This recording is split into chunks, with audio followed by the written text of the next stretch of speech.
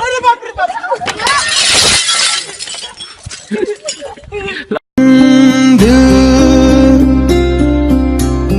संभल जा जरा फिर मोहब्बत करने चला है तू.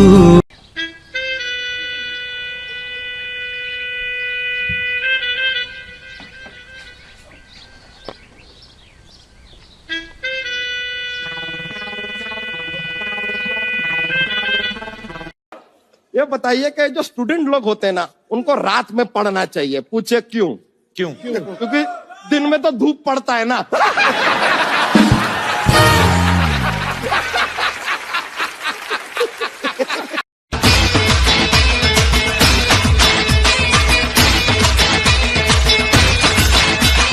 देखा जो तुझे याद में बजी